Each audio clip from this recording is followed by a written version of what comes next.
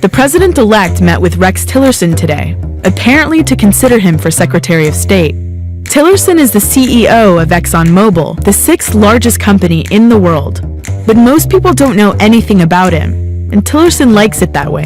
Arielle Duhamel set out to discover all she could about one of America's most private CEOs.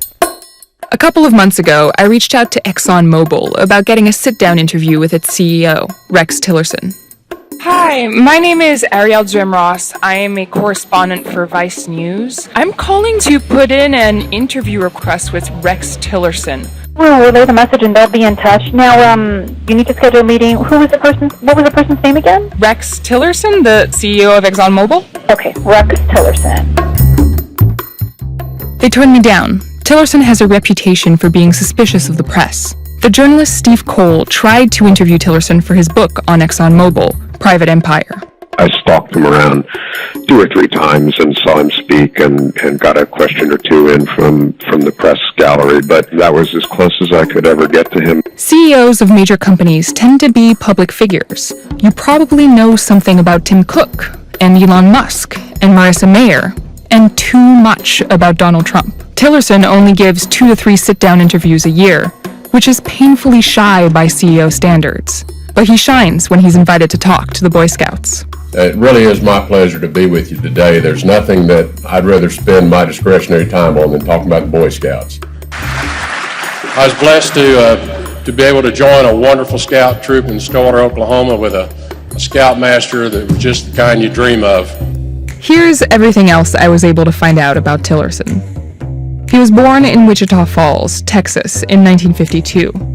His mom volunteered as a social worker for ambulance runs. His father was a bakery salesman and worked for Boy Scouts of America. His dad's job caused them to move a lot, all over Texas and Oklahoma. He studied civil engineering at UT Austin and was a member of the fraternity Alpha Phi Omega.